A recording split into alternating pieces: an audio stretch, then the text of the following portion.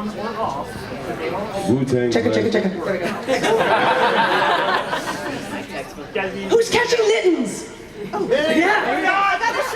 I just caught a shiny. I'm gonna name it Steve. Yeah, I know. I don't. Do I still have it? Sprigatito. Whites. Well. Sprigatito, You're hired. I love him. You're very. There's someone in the dealer's hall who's making me a hat, a Sprigatito hat, and she made it shiny, and I'm like, it's amazing. Sprigatito is good starter. What up? Well, speaking of handsome. Hey guys. If you don't sit your caramel ass down. Roll over the desk. That's pretty nightly. Where should I?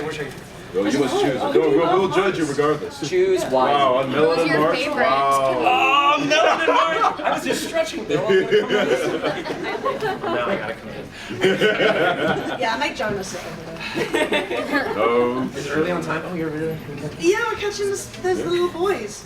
What's And here? there's one right now. There's a Litten Day right now. It's magical Litten Day. So we're all catching Littens. Well, That guy got it. All I have are Rattata. Look at this! Look at the shit! Oh my god!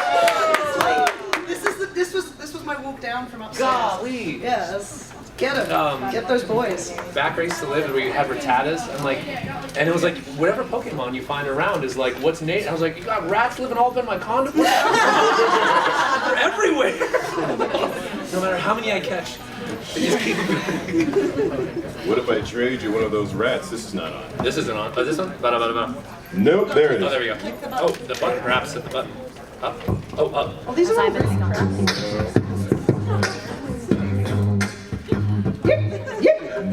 That's not on. Switch. Damn, I dropped the beat. Look at this handsome boy. Oh no! It's also a Litten. Is it shiny? It is. Oh, okay. That's cool. Looks like the white Power Ranger. One of the amazing. He is, yeah. That one I'll call Tommy. The other one's still Steve. Place smells like Red Bull now. I'm sorry. I barely got here. I already made a mess. How y'all doing? Getting a contact high. Yeah, you guys. We're all. It was a full house. Yeah. Cool. Exciting. Seriously amazing cosplays. I love this con. This is my first time. I don't know. I know, you were like last minute. Yeah. I'm just here. My man. Yeah. I'm trying to He was enjoy. literally just in town. Just breathing, escaping. just existing. Yeah. Yeah. Trying to, man. Trying to. Man. He walked in, he was like, there's an anime con. There's an anime con here. I'm gonna go in. Just walking by idly. Just had a quick poll of the audience. Do you guys do like escape rooms ever? Anyone here? Yeah. Really awesome. Anyone do them around here? Yes. Have any of you played at 303 Escape? Okay, Yep. dope. Not yet. It was literally that was like, oh. There's One a. person. There's one more. Yeah. And they're still here. That's good. That's good. You're like the first, yeah. I was checking in for my group tonight because I'm doing like a late one, and it said something along the lines of, like the murder house will be open up, and I was like, wait, what? So anyway, Bill's coming. Listen, just know, I will not die first. Not on Melon and March, baby, not today. Not this day. I'll die second. Anyway. But you have to have a catchy quip as you die. Yeah, that's always how it works. Have you seen The Blackening? There's something like that. I didn't see The Blackening yet. Is it good? It's so good. That's... I feel like O'Reilly's method. If you see the movie, you get it. Yep. I have a quick poll, because I know we're waiting for more people to get here, right? What would be the thing? Jonah, I think. Oh, Jonah? Okay, cool. Rockstar is late.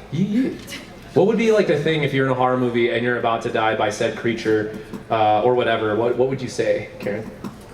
What, like the last thing that escapes your mouth? You go, I'd probably say a dumb swear like I do all the time, just like, oh, wank tits. and then crunch. And then crunch and I'd be dead, yeah. I think I'd probably something like, it's over here! Like I still want to buff the party even my last effort. I'm like, it's weak to water! You know, like, what about As you're being Okay, hold on. crunched. Question. Yeah. How intelligent is it? Listen, I know, see, that's a good, Yeah. This guy plays D&D, I can tell. roll for perception, Bill. I didn't bring my dice. No. You're dying, you're Litten. You're dying, Lytton. You're dying, Lytton. So anyway, guys, Action who are we gonna do here? So, Oh my God, it's a leather pouch. Okay, show that out. Show that out. so we're gonna actually here. Quick roll here. Okay. That's a what? I look at dead in the eye, Bill, but Jonah Scott. To answer your question, with the one, I look at dead in the eyes and say, I love you. Jonah, can you describe? Bill Butts just failed a perception check for a monster that is crunching down on him. Can you describe what occurs to Bill? Who's he playing? We're just like talking. Like, it was a Bill. horror movie, and Bill went to go like perceive something, and he failed horribly. Oh my God! You don't feel it at first. You hear the crunch in your back, and every single rib just slowly, in progression, starts to crunch underneath the pressure of this creature's jaws. You feel the molars grind into you, and then eventually you succumb to the pain, and you just pass out at a certain point. It's just too much for you to deal with. I'm so glad you could join us. Yeah, I mean, not yet. So glad you could be here I'll be after back. Goodbye, Jonah Scott. All right, I'm going to take over for just a second for a quick little admin announcement. This panel is incredibly popular, so first off, give a round of applause to our panelists. Now, with that said, if everybody would be willing to move up and over to close out any gaps that are near you, so that as other people are looking in and wanting to come in and join, they can get as part of the fun too. Thank you very much. Snuggle up. We've got a couple spaces at the front here. Come on, don't be shy. Another one here. This is called a snuggle. No, we don't have that chair. That's okay, we have a couple here at the front still. We got two over here. We got two over Snuggle here. music with Faye. Okay. That's nice that you just got a D20. Is this like your lucky one? No. Well, I mean, not anymore, right? That was my luck was actually, I would have like a Black Lives Matter, like what it says BLM and a Black Power Fist for my 20. Yeah. I literally bring another set. For instance, like, what if I end up playing D&D, which happens more often than I think, at a con. So I'm just gonna have my one just have my backpack at all times. That's so good. Yeah. That was incredible. I can't believe you rolled in that one. You couldn't have planned that. That's great. It's like, he did. Oh no, you are dying first. Your last words were, I'm not gonna die first. It's like, not like this. Not first! Not like this. Like literally, if it was intelligent, I would make it feel like guilty of like, from Black History Month. So I was like, oh, as I'm dying, then we'll do that for the rest of the time. Yeah, just woefully shake your head. I'm not mad. Hey, speaking of Black History Month. Hey, Joe McDonald! Joe McDonald! Sorry, I went to the wrong room and I'm also not sober. Roll this D20, Joel. Why? We're burning time because Jonah has a tiny bladder. Jonah's got it! Deja vu, I feel like. Go back to Whataburger. What are you doing? Body. I love that Joe's Side skate. damage, Jody got a draw for that one. Pink on orange is bold. 12. I cursed. We may have to share mine. Oh, no, Is this a panel, or are we just in a room together? I don't know, I think we're just hanging out. Here, this one's dead. I'll put it here. I'll respectfully. Someone goes, right, now lock the doors. What is this? So this is Escape room. This is the escape room. In the ceiling tiles is another room. Bill's already dead there. I thought this was yours. So, okay, hang on. This is as a heads up, y'all. Like I am the last late comer here to this convention. I don't think you are. No, I meant like Oh, Denver. the show. Yeah, Denver. I don't know what was happening, and they were like, "What panel would you like to participate?" I was like, "Oh yeah, well, Joel, everybody here, this is great." Wait, I thought this was his idea. No. So here's the thing. I ran a similarly titled panel a decade ago. Oh, damn. So what you're saying? So is this my fault? I think that, is this Joel's panel? Is this my panel? It is now? Yeah. What do we do? Ladies and gentlemen, and ladies and thems, welcome to my panel. That I planned meticulously and cared deeply about. So much care and thought has gone into this. So, what this was originally intended to be in the 2010s was an exploration of what separates video game voice acting and anime voice acting. However, in the interim, there's been a lot of stuff that's happened, and I think we've all decided that's boring. So what I'd like to do is just listen to a Q&A where we all just ramble more than we should about stuff that no one cares about. I love this idea. Yeah?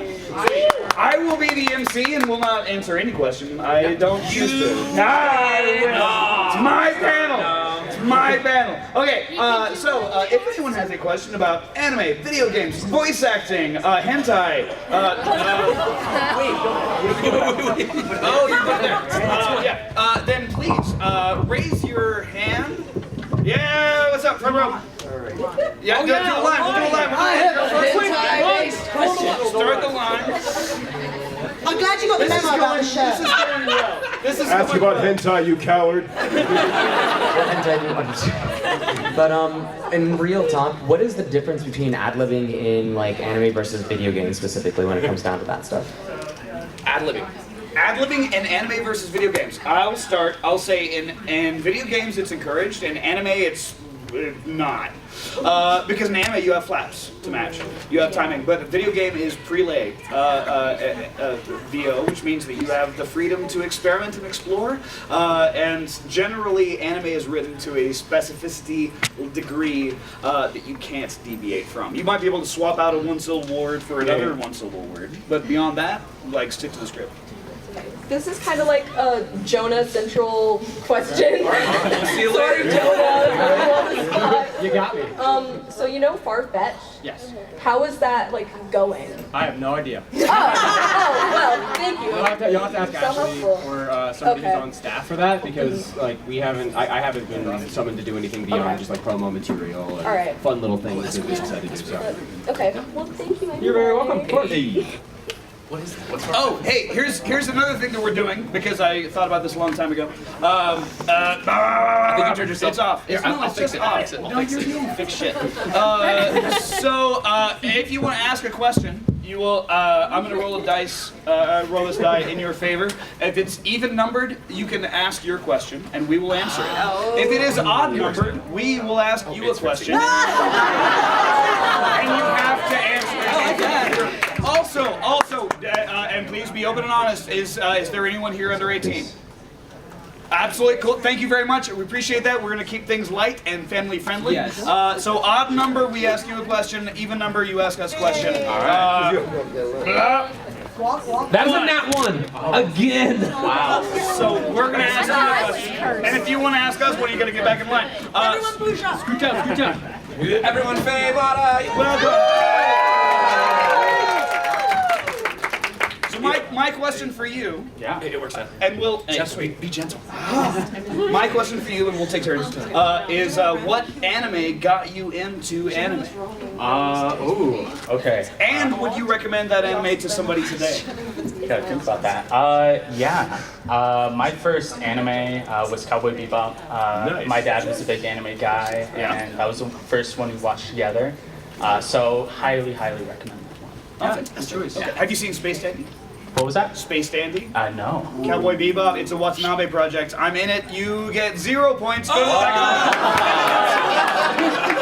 It's folk music. If bebop was jazz. Dude, yeah, it's a Japanese hip hop soundtrack in Aliens in Outer Space. Dude, watch Shampoo. That's hip hop. Oh, yeah. Anyway, whatever. Yeah. Okay, all right, we're rolling. All right, if you get even. All right, even, you get to ask us a question. Go for it. So I was wondering, like, what do you do to get into voice acting? Like, do you need, like, an agent, or do you just start with, like, indie projects and stuff? Because it's something I've been wanting to get into for a few years. I have been using this metaphor recently, and I think it's a really good one. So every single one of us has walked on a path through the forest, through the trees, through cornfields and stuff like that. Valley But of Death. the Valley of Death. But over time, big stick. sometimes that path starts to get overgrown. Sometimes that path starts to lose paving stones, and you have to put new stones in, right? And because of that, you can't follow exactly what I did. You can't follow the path exactly as I did. So you have to, at a certain point, you may have to make a deviation and start your own path. And you could follow what I did for, 2 or 3 years, but then you get stuck in, say the industry has a big upset. COVID, huge upset for the entire industry, right? You just couldn't do anything traditionally. There was no way for that to happen, and we were stuck like that for 2 years, right? But that afforded some people opportunities, that other people wouldn't be able to get. So those deviations are different. I do recommend iwanttobeavoiceactor.com all the time. To a point, I need like a business card that just has that on it, and I just give it to people. But that has a repository of information that is incredibly invaluable, and he updates it pretty regularly. So if anybody else has any other insights, Question for you. Why?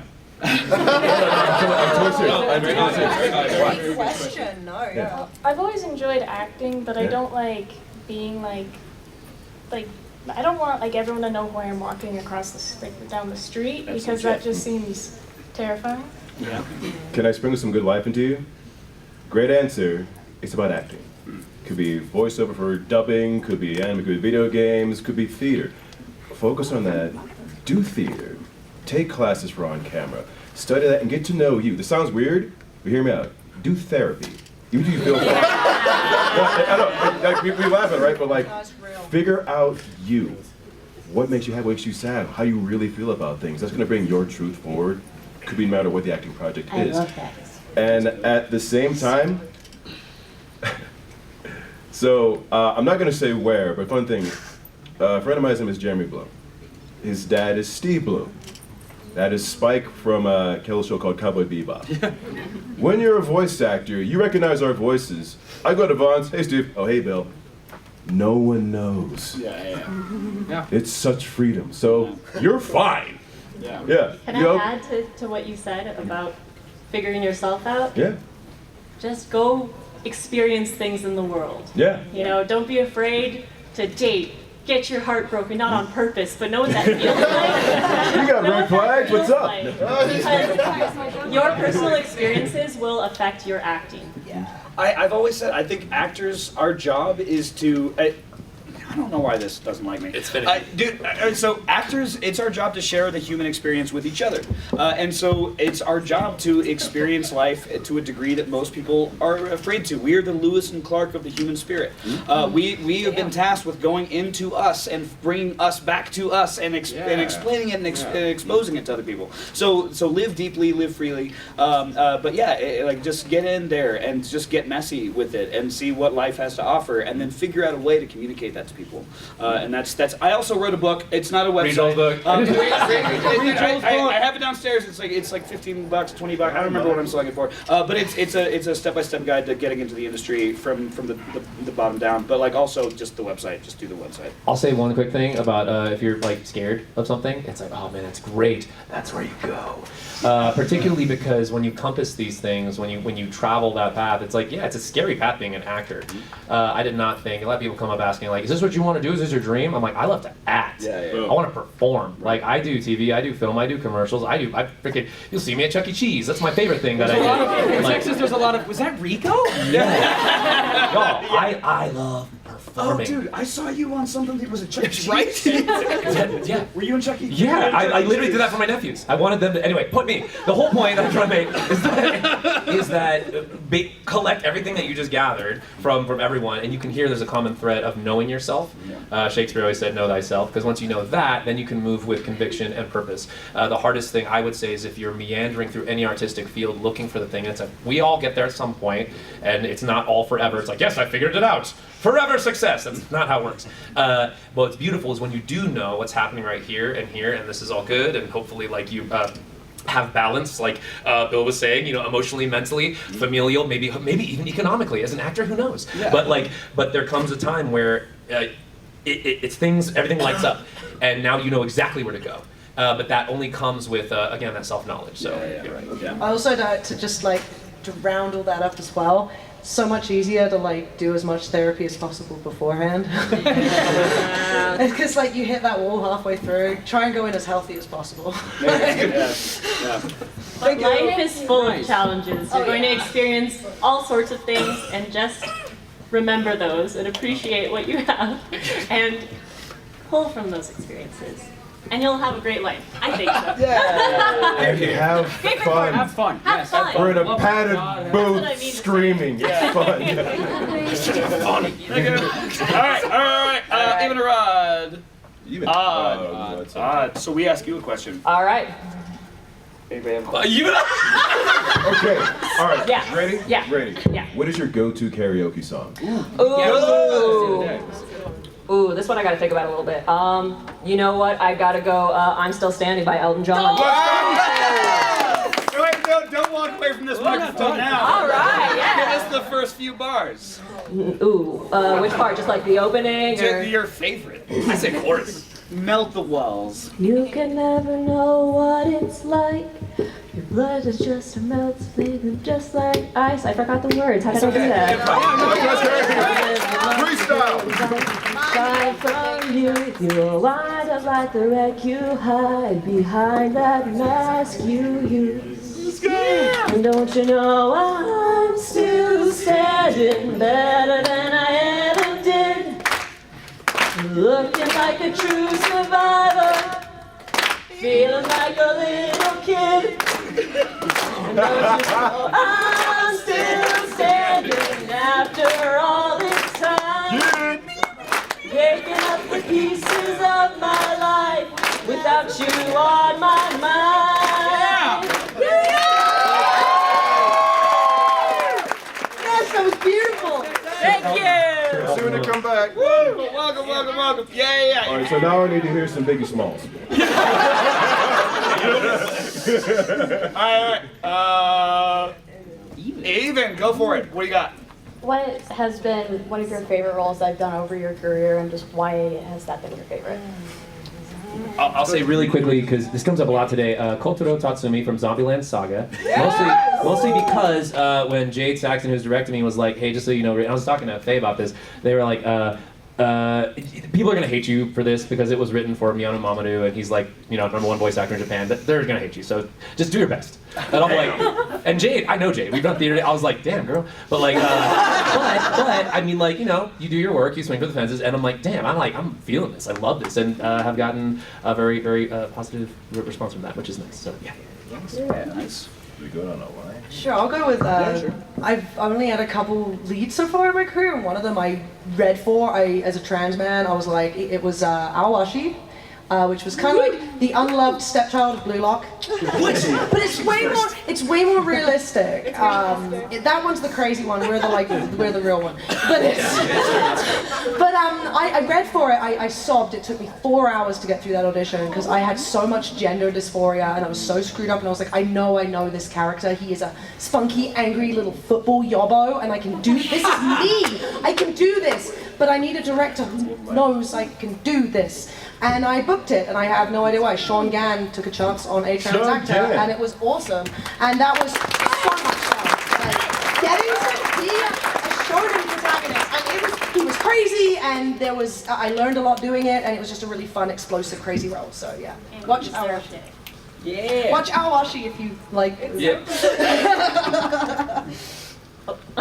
I'll say Aqua from Konosuba or Lulu from League of Legends. Aqua is like a gift to me as an actor. She just plays the full range. She's crying one moment, happy, angry, singing, and it's a comedy, and I love playing comedy. It's so much fun. So yeah, that role means a lot to me, but it's usually really hard to pick. I say Lulu from League of Legends because I played League of Legends before I got the role, and so I was like, whoa, I'm in a game I like, this is so cool! And all my friends were so supportive that I played with. We had like a 5-stack going on, and they're like, oh my gosh, you're in the game! So, that's so cool. It feels good when that happens. Yeah. Right? Oh, you first. Okay, all right, I'll say, all right, one of the first large roles I got cast in was, have you guys seen Bakano? Yes. So I'm Jacuzzi Splat in Bakano, and I had more to say. Sorry about it. I had like a whole thing, but I'm not gonna do it. No, but like and actually, so I auditioned for it, and Tyler Walker was like, I auditioned for like Firo and a bunch of other characters, whatever. And then at the end of the audition, Tyler was like, "Hey, would you read for Jacuzzi?" And I was like, I didn't even look over the side, and I was like, "What are you looking for with this character?" And he's like, "Well, I wanted Greg Ayers, but he's not available." And so I just auditioned as Greg, and like I thought he would, and I got cast. And but so all of a sudden, I'm like a newbie voice actor in like a rock star cast, and I was more terrified than I've ever been in my professional life. And fortunately, Jacuzzi, the character, is a coward. So I got to just inject a lot of that into the character, or pull it from the character or whatever. But I found out, or what I realized early on in the first couple of sessions was that my cowardice wasn't serving his cowardice, if that makes any sense. I was scared and it wasn't what was right for the character. Because he was scared, but it wasn't the same fear. And what we realized together, me and this character, was that we can't be afraid if we want to protect the people that we care about. And I cared about my cast, and I wanted them to shine, and I didn't want to be the weak link. And so I, as a theater actor, had this need to support and help out my cast, but I didn't, as a voiceover actor, I was new at it and I didn't know how to do it. And by the time I got to, there's an epic scene at the very end where Jacuzzi is facing a bad guy on the top of a moving train, and the bad guy points a flamethrower at him and says, "How do you think you're going to take me out? You don't even have a gun." And Jacuzzi yells, "I do have a gun. It's in my heart." I still tear up every time because that was the moment where I realized, I was like, I can't be scared for me. I have to be brave for them. Follow that, gentlemen. That's not impossible. I was the guy on the train. We're talking about anime. There's too many cool dudes. Not to toot my own horn or anything, but I've always a lot of cool guys, dude bros. But for video games, that's something else entirely. Because I used to play. Speaking of League of Legends, I used to play League of Legends on a college team, semi-pro. And whoa, cool! And now we'll cut to the video. My highlight reel. Andrea's AD carry Ezreal. We're actually a League of Legends Challenger team.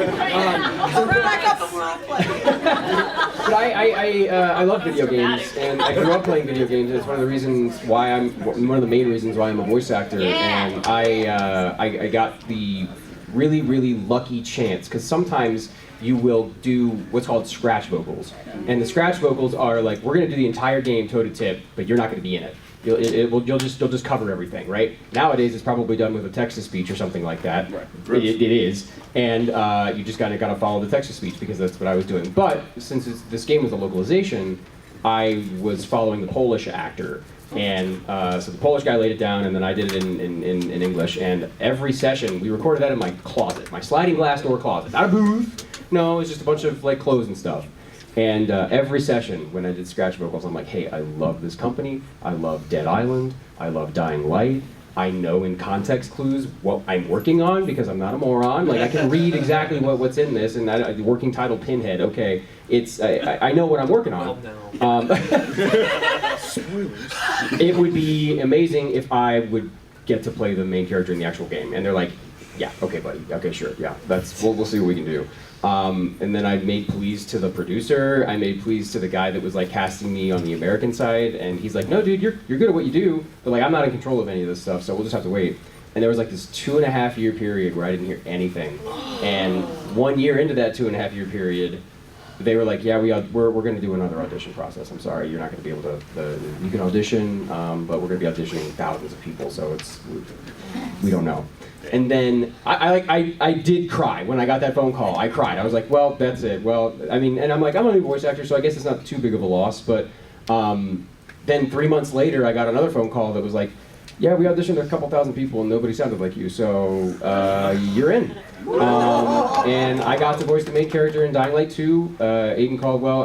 Some of you guys have probably played the game. It's really good. It's a zombie survival action RPG parkour game.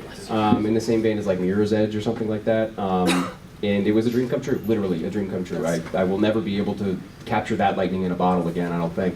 But yeah, that's the coolest thing I think I've ever been involved in. Because eventually, I'm sorry taking too long, but as the process went on, they kept coming back to me and they're like, hey, so this is like, we're trying to sell this game to the West. You're a fluent English speaker. Do you want to like go over the scripts and like look and like maybe change some things around to see if it's a little bit more colloquial? Oh, wow. And I'm like, you're wanting me to like copy edit this and like rewrite some things? And they're like, yeah, but you're not going to get credit as a writer, but yeah, you can totally just like say, or paid, and I'm just like, yeah, sure, yeah, okay, whatever you want me to do, 100%. So I did, and I got to rewrite a lot of the lines, I got to do a lot of like pre-life and post-life to everything, even though it was a localization, and yeah, they gave me a lot of freedom. They even, in the end, asked for a bunch of headshots, and they gave me the 3D model, and he looked like me.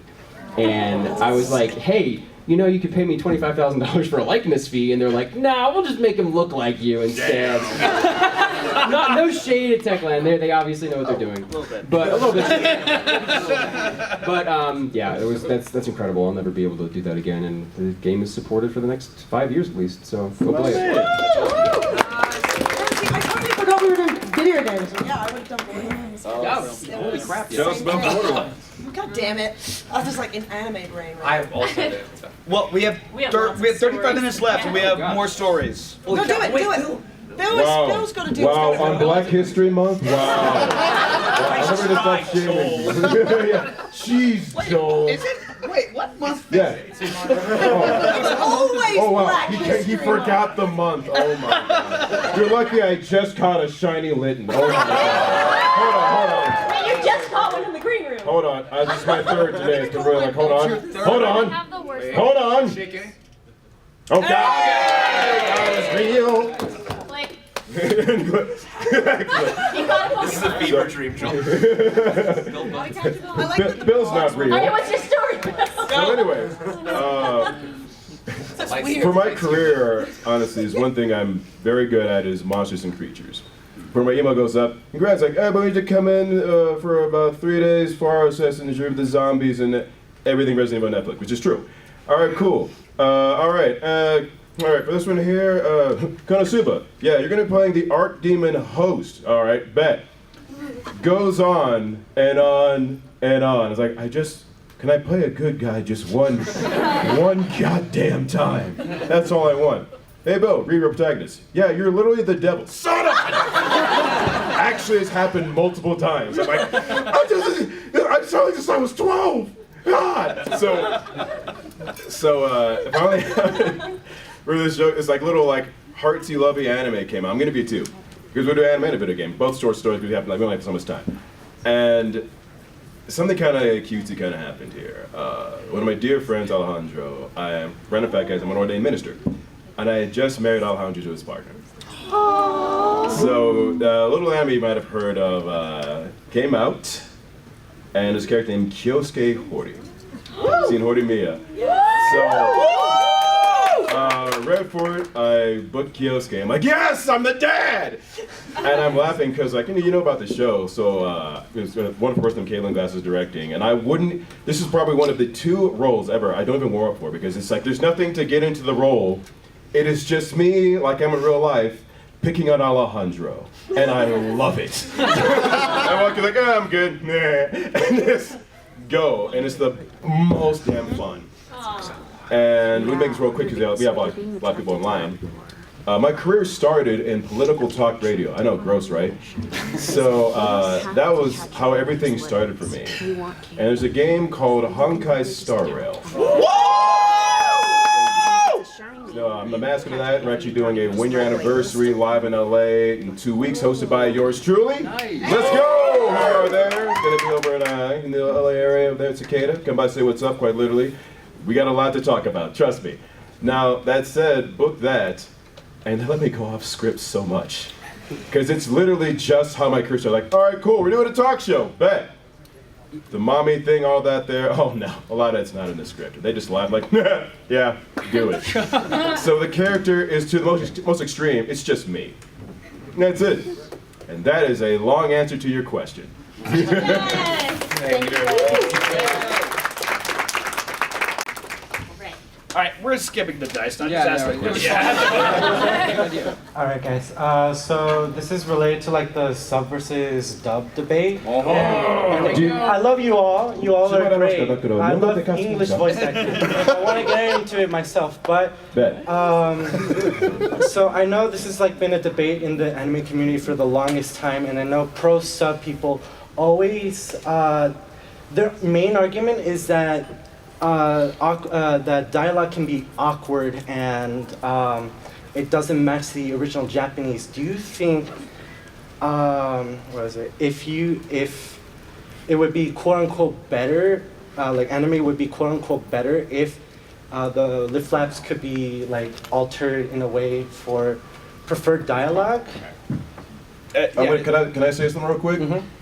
You want to say I want pizza in Japanese? Pizza o tabetai. It's pizza, I want to eat it. So you gotta match those flaps. So it's never gonna be like this exact kind of thing. So I think, honestly, people who do say, you know what, I will take all the smoke for this. Please, come at me. 9 times out of 10, people say, like, the Japanese is better. Don't even speak a lick of Japanese.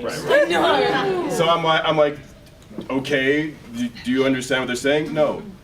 But their question was around Rose if go they bang could modify and- the flip. Sorry, I'm letting out my hate. I'll be honest. I'll be honest. There's so much more to Bill got that dubbing lit something things into a that- language than. I've been in power, Ricco.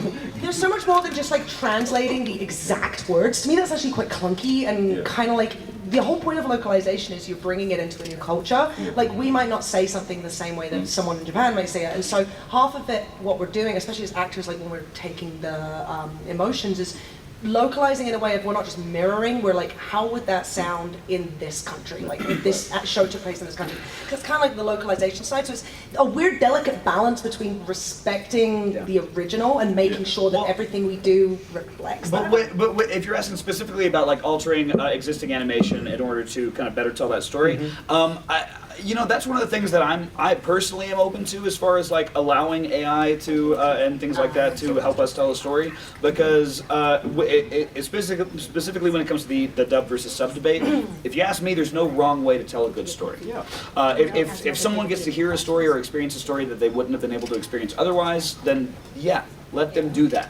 But as far as the rest of it's concerned, if it takes a job away from one dude named Roy in Ohio, then like I'm against it. But like for the most part, like I want more people to experience the same thing we get to experience every day. Can I finish my thought, please? No, that was great. I just wanted to say, if a talented writer could rewrite the script in such a way that keeps the original intent of the lore and the emotional intent, and a talented animator also went over that and reanimated it, yes, absolutely yes. Like if it was almost like a prelay, if we did our performance and then they animated around our performance, that would be cool.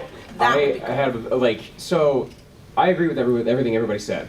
However, convince them to spend the money on it. Yeah, that's they're gonna have to be, because if you've worked in the industry for longer than a year, you know that we're trying to make everything cheaper. They're always trying to make everything cheaper, and that's not our fault. We come in and try and do the art justice as much as possible, but if you guys want to see that, you have to show that to a producer and be like, hey, can you spend an extra $10,000 an episode reanimating every lip flap so that the English sounds and looks better? Like, I'd love that. That'd be amazing. But where are we gonna get the money, Yeah, because I feel like people just people share on English voice acting a lot, like what is it? Sean Schemmel versus original Japanese. Sure. I'm personally pro Sean Schemmel. Okay. You don't watch Dragon Ball in Spanish? Huh? Wait, Dragon Ball's in Japanese? Well, excuse me. I watched English dub, Spanish. So I'm sorry.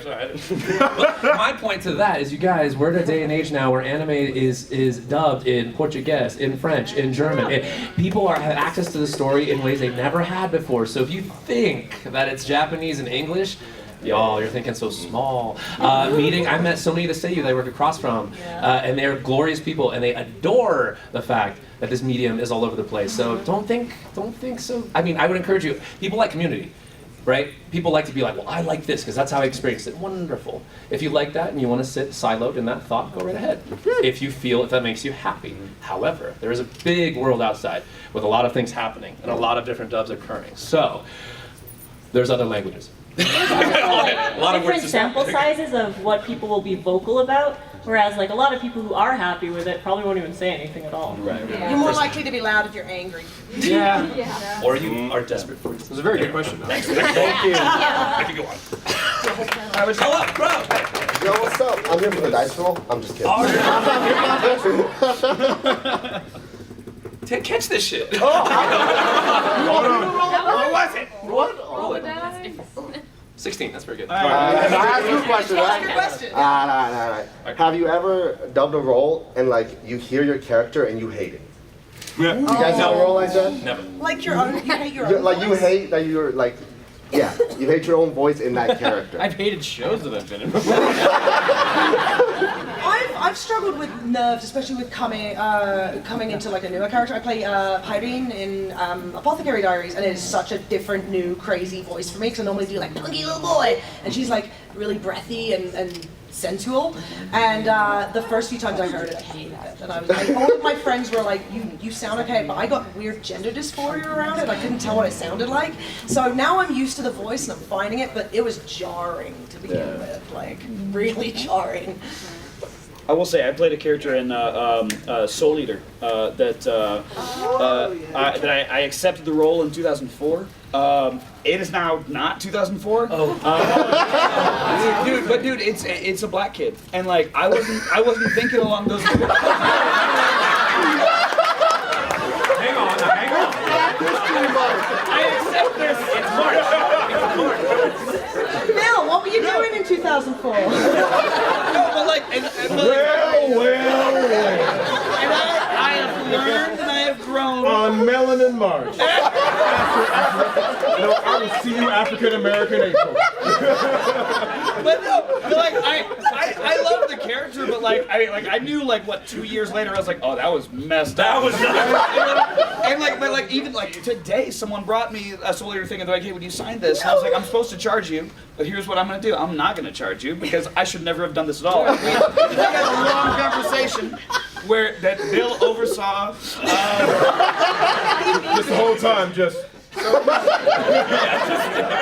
Every actor up here is gonna say like a role I played a while back, I would have done things differently. Like, you know, because we're always growing, we're always, you know, moving and whatever. But like, there's some stuff that like I've done that I was just like I not only didn't like help the cause of the people that like in my community that I should have, but I actively stood in the way and I just didn't realize that at the time. And like my ignorance is an excuse, but like that to me, that's the stuff that haunts me. That's me. I have one that's pretty recent, actually. So I actually never disliked something that I dubbed until this. And I'm still getting used to it. It's growing on me. But in the most recent Pokemon Horizons that just came out, it's a Netflix show, I play this content creator named Nidothing. And in the original Japanese, they have a high-pitched voice. And we recorded that like 12 episodes at least in the higher register. And then I guess they did like a kid test of like just watching some episodes, and they were like, we can't understand it. And so I had to re-record everything and like a more like kind of like Barney the dinosaur kind of. And I was like, I don't like it, I don't get it. But it's because I got attached to how we did things, the whole cast did. And so like I'm just getting used to it, and I felt a little bit bitter because I also didn't really know until I was in the session that this was happening. But I think it did still turn out well. I'm just getting used to it. You had me at Barney the Dinosaur. Everything else is a blur. I'm like, I need to hear Barney. Pokemon trainers? Jesus. Pokemon trainers? I was like, wow, I hate this. It's a warning. I call that resume candy. Stick it on the yeah, I can do that too. I'm like, you know what? Maybe it is shrill. I voiced a bad guy in JoJo's Bizarre Adventure, and if you know JoJo's Bizarre Adventure, all the bad guys are just irredeemable buttholes. But like, my character is Formaggio, and he's probably he's Cheese Boy. He's arguably one of the most irredeemable buttholes in the show, and it came out, and my buddy Jalen was the one that wrote it, and I was living with him at the time of him writing it, and he's like, "You are gonna hate this. This is gonna be rough, and it's gonna be really, really bad, and this guy does some really, really screwed up stuff." And I was like, "No, it's okay. I'm an actor. I get in the booth, and yeah, it was bad." And I'm just like, "I have to do this." And Tony was like, "Yeah, you got it. We got this. We're doing this. It's happening." But yeah, that was the first time Tony ever directed me, so that was cool. Yeah. Oh, I have no regrets. I will say, we of the black community will let's like let it known. Actually, we're actually a little serious. If anyone here went to the diversity panel, we talked about it for like an hour. We're moving forward. We are. So, Joel, it happened. Because everybody's gonna be like, I don't want people to walk in and be like, "Oh my God, Joel's a racist. Bill hates him." No, I think Joel's a racist. But anyway. That's the one takeaway. Yeah, I'm a racist for very different reasons. It's only I'm trying to redeem you. Now it's like, well, I guess now you and I are enemies now. It's just the Dutch. It's just the Dutch. Intolerance and the Dutch. This is going well. Thank you for coming to Irredeemable Buttholes, the panel. It's Joel's panel. I was wondering what your favorite animes are that you have not been in. Oh, I love that. That's a great question. I sense emotion. That I'm not in, ironically, you and I have a history now. It's actually Bacchanal. It was Gundam, but Gundam was the first anime I ever booked, so I'm like, oh, I'm in that universe now. It's still the same universe century. You guys, anyone here seen Bacchanal? Yes! Or, do you have any like theater kids here? Okay, theater kid myself. Bacchanal is like if Sam Shepard could write an anime. It's like, okay, ready situation. We have Bonnie and Clyde, Random Steve, Immortal Alchemist, Satan, and a few others all on a train. Congratulations, that's the anime. It's a effing blast. I had to get myself there. My favorite anime of all time since I was a little kid was Trigun. Hell yeah! I knew they were making a new one. I asked my agent, I asked everybody, I'm like, is there a way to read to like be Wolfwood or something like that? That would be super cool, just give me the chance. I don't care if I'm getting cast or not, it was just let me read. Never got the chance to read. But everybody sounds great. It sounds great. It sounds fantastic. I harbor no ill will. Everybody sounds fantastic, and it's a lovely show. Watch the old one first if you can. JYB does an amazing job, and he is one of the reasons I'm pursuing this as a career. So yeah, way to go, Trigun. Mine, Beck Mongolian Chop Squad. Yes! Dude, honestly, it was the first anime I saw. Because when I started at Funimation, I was brought on because I had a background in acting and directing. And right before I started my first series, I went to a producer and I was like, I don't want to get fired over this, but I've never actually seen anime. So I was like, I got hired for a skill set, but like I want to do this medium justice. And so like, what can I do? And like, show me a good one. And he showed me that. I was gonna watch it over the course of a week. I finished it in 48 hours. Dude, if anything, just watch it for Greg Ayers and Brina Palencia singing. It's just the most beautiful soundtrack, and it's just so tenderly done, and it's a beautiful, beautiful series. If you haven't gotten a chance to watch it, it's great. That's me. Favorite anime all time, Ghost in the Shell. Nice. However, I don't want to be in it. I'm the weird guy that I don't like to put myself in stuff that I enjoy. I need to have objective distance between it. My all-time favorite video game is Chrono Trigger from Super Nintendo. Elizabeth Maxwell, also her favorite, which she was like, oh my god, wouldn't it be crazy if they got a dub? And I was like, I'm not gonna be in it. Yeah. I love that game too much. There's too much love for it. I cannot be in it. You could watch like the dub. Yeah. You. Wait, no. It's weird, man. I don't know. It's a whole thing, but like I feel like once I'm in it, it's like I'm a craftsperson, and I can't. If you were, I'm happy if you were in it, so I could watch you in it. You know what I mean? And then I can have that emotional connection. But if I'm in it, I am like existing in a different way. So yeah. Anime, probably Pokemon. When I was a kid, I used to watch it when I was getting ready for school. I was like 5 years old. It was when it first came out, and I used to sing, "Gotta catch a ball." ball, because that's what I. Once they caught the ball, they won the game. Really that was what I cute. thought. And I was like, why will they never catch the ball? And I was really and game the Final Fantasy series. Yeah. Thrilled to be in that. Don't quote me. I'm an immigrant, and they'll send me.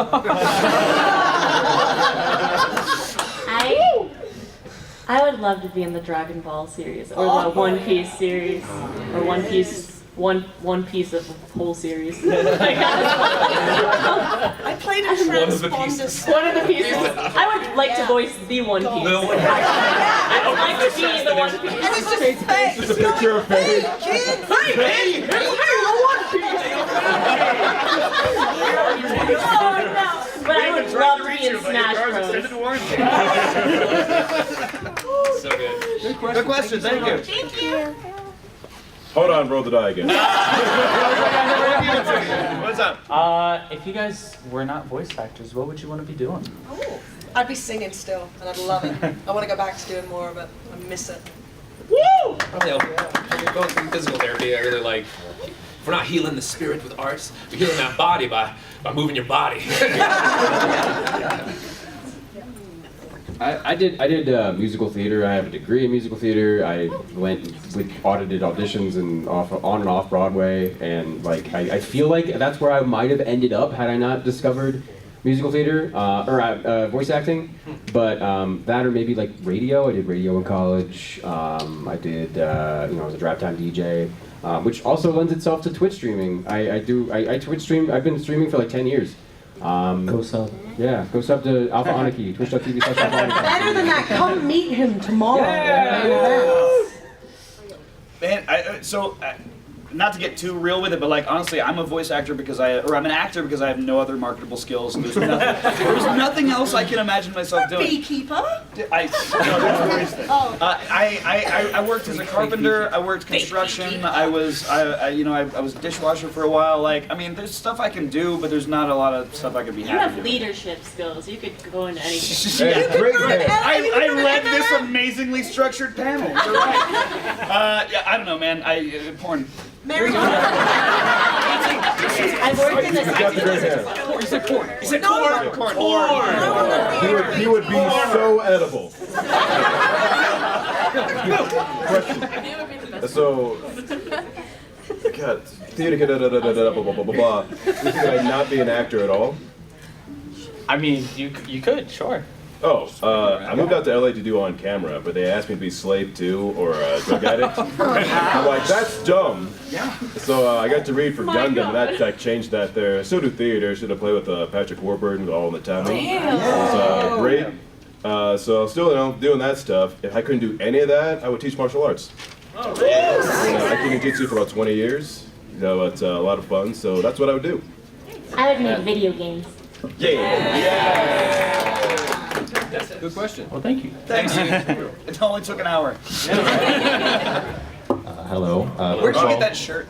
This? I actually ordered it online. Me and him. All right. I'll do it online. Does he say I love anime voice? No. Oh, that would have been good. First of all, thanks so much for coming out here, you guys. Question.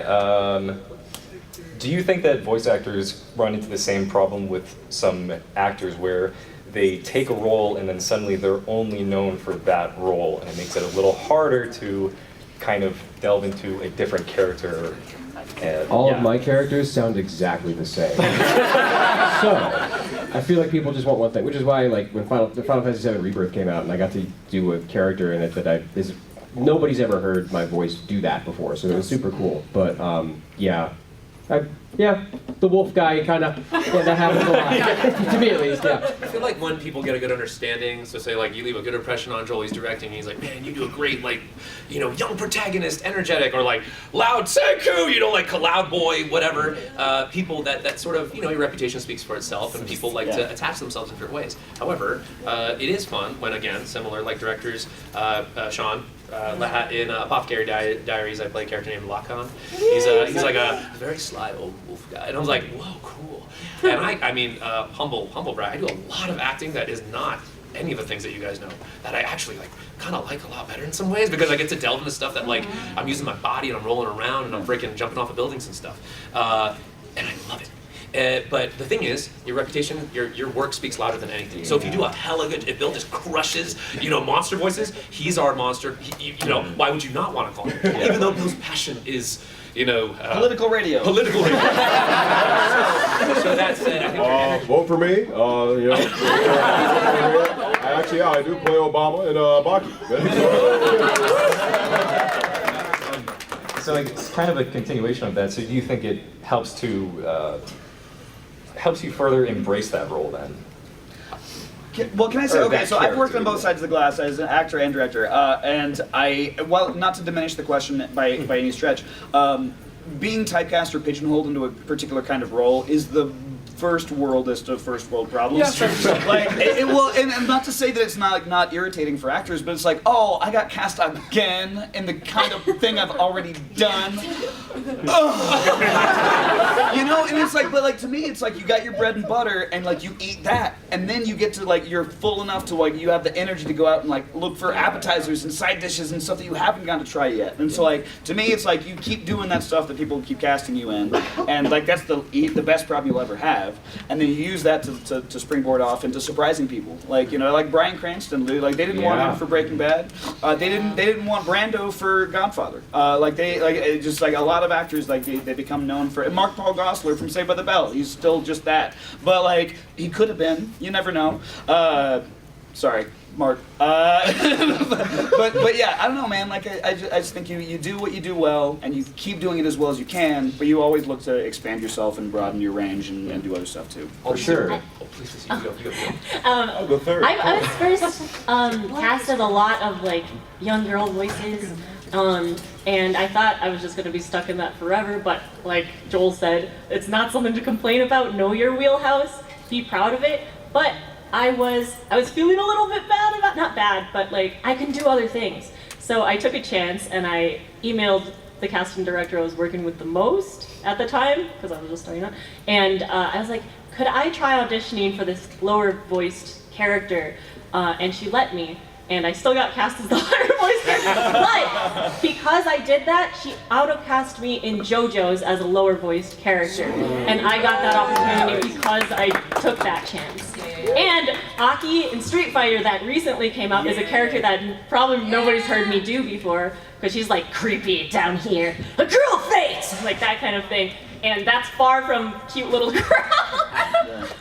Yeah, I quite like getting called in every now and then. They're like, oh, it's Walla, we got a young spunky boy. I'm like, excellent, you called me, and I love that. I love that you thought to call me for this. Yeah. Right person for the job. It can really help. It can totally help if a director goes, oh, I need some funny monster, Jim Ferranda. If they think of your name first, it can totally help. But it hurts getting out of it is the hard I feel called out. I would like to say I love doing the cool guy. Please, I absolutely love it. I will come in for whatever you want me to do with that voice. It's great. I can nail it. But yes, it's nice to do some stuff outside of your wheelhouse. Audition. An audition. That's it. Yeah. Your job isn't to be an actor. Actually, the real thing is auditioning. Yeah. Right? You audition. My always thing is I say it's the finished product is what you just gave. So auditions, you think I'm just practicing. You're not practicing. You're delivering what you think that is. And if it is whatever, Lacan from Apothecary Diaries, which Sean was like, yeah, you're not even. No one would ever give you this, but I want to hear you do it. He was all like, yeah, and I'm like, let's go. We've done Shakespeare for a long time, and so he has. But that's the thing, sharing your work. If you're not sharing your work, and I don't mean blasting it on social, I mean earnestly working on your work so that it's a thing that you're not look at this thing that I do. It's a thing that you're passionate about and that people know you're in process. That's something that people, I think, recognize more than anything. Anyway, I feel myself getting my soapbox about teaching. I'm gonna climb back down. I've gotten cast more times after sending somebody something I did somewhere else. I know there was a lot of somethings, but showing something I'm proud of, really proud of, to a casting director and being like, hey, it'd be neat to be considered for something like this here, or it would be neat to be considered for, just look what I'm doing. Just check out how I'm operating right now, and because people's voices change over time. Hi. An absolute truth I will condense as much as I possibly can. I literally have a blast taking classes just to try things out. I find the meanest coach or teacher I want to see if I can do this. And I'm just keep working on my range for now, ironically, the literal opposite for me in Street Fighter. I'm like deep voice person, nearly got Gao, all this whatnot, and now you can actually hear me as Rudra, the second to the last boss. So it's just fun. So I do that, get on the range, and it's a good time. Outside of that, I like money, so he'll be the monster, deep voice McGee. I think it's only a problem if you hate your typecast. Okay, homies, we have 5 minutes left, so here's what I want to do. I want to get through the whole rest of this line, but we're going to do a lightning round. Everyone's going to answer, everyone unless they want to pass, is going to answer as quick as possible in 5 words or less. Okay. And so it's going to get really weird really fast. Next up, what's up? For my question, basically, is with the skills you have now and how basically just improved you are from your first roles, if you could like basically go back in time and tell yourself like do this instead of this, what would you change with your first role? That's where I was. I regret nothing. Same thing as Bill. I'm all in. Yeah, I don't really want to change anything. Yeah. You gotta I'm learn from scared of the mistakes. butterfly effect. You're not in the past, you're not in the future. You're not Just in the let it present. happen. More than 5 Just let it words. happen. Motivational speaking! Next up. What is your favorite anime though, and why is it Ghost Stories? Well, at least we know he isn't racist.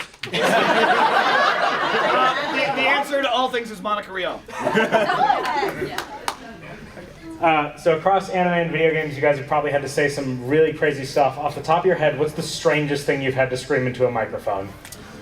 I'm gonna, if you don't let me in right now, I'm gonna I'm gonna stick a handle on your ass and use you as a tea kettle. Yuzonia does not have a dick!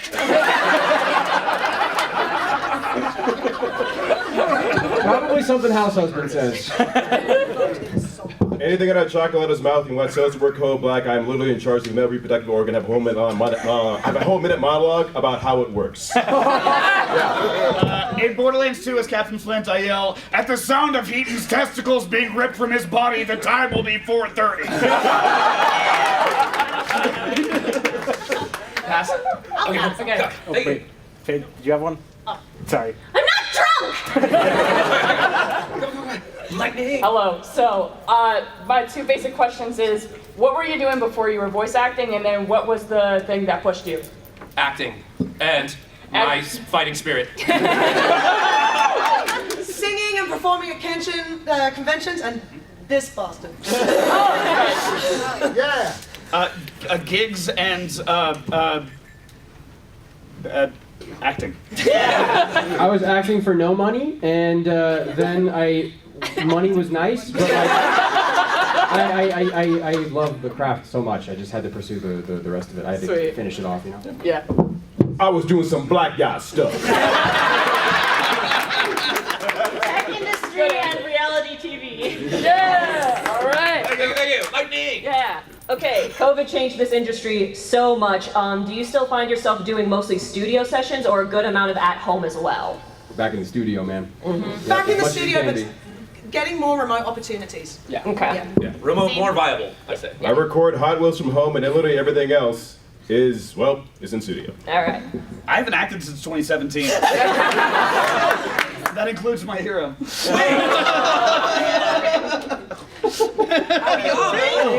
Naval laser. All right, cool. Thank you so much. Yeah. Favorite fictional character? Favorite fictional character? Vincent Valentine. Vincent Valentine from Final Fantasy. Favorite fictional character. Bill Nye the Science Guy. Okay, favorite fictional character is. Anyone ever play a game called Xenogears? Yes! Groff is the dopest villain of all goddamn time. Sir Hiss from Robin Hood the Disney cartoon. Okay, real one, Hawkeye, because he's a superhero with no fucking superpowers. I like. Oh, sorry, you go. Beatrix from Final Fantasy IX. She was very impactful for me. She's the best. I like Kane from Final Fantasy US 2, but Four. US? No, US 2. We have Japanese. we have 2 left in 1 minute. 1 minute. Favorite D&D class, go. Rogue.